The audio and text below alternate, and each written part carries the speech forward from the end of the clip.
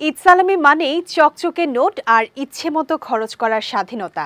সেসব দিন পেরিয়ে এখন হয়তো অনেকের সালামি দেওয়ার পালা। তবে সালামি দেওয়ার চেয়ে সালামি পাওয়াটা যেন নিখাত এক আনন্দ।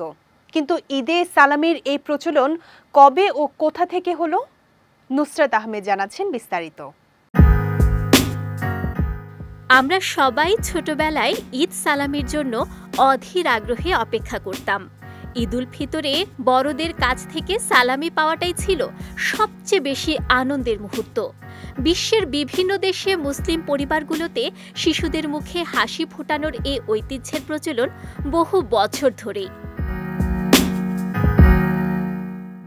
আমাদের দেশে সালামি শব্দটি বেশি প্রচলিত হলেও ভারত ও পাকিস্তানে একে বলা হয় ঈদি। আরব শিশুদের কাছে এটি আবার ঈদিয়া।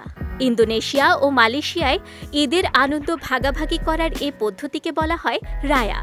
নাম যেটি হোক, সালামি পাওয়ার আনন্দটা সব শিশুর কাছেই অতুলনীয়। বিশ্বের কোনো কোনো দেশে আবার টাকা পয়সা ছাড়াও শিশুদের মিষ্টি বা চকলেট দেয়া হয়। অনেক ইতিহাসবিদ ধারণা করেন ১০ম শতাব্দীতে মিশরের ফাতেমীয় খেলাফত যুগে সালামি বা ঈদের প্রচলন হয়। তখন রাজকোষ থেকে রাজ্যের ছোট বড় সবার জন্যই ঈদের উপহার দেয়া হতো।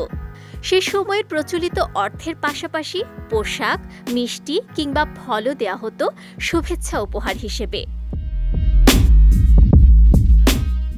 সেই রাজকীয় ঐতিহ্যই ধীরে ধীরে হয়ে ওঠে পরিবার কেন্দ্রিক এক প্রথার অংশ।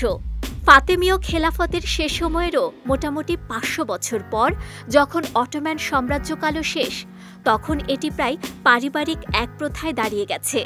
সেই থেকে বহু দেশেই এ প্রথা ছোটদের জন্য ঈদের অন্যতম আকর্ষণ হয়ে আছে। বিজয় টিভি নিউজ ডেস্ক।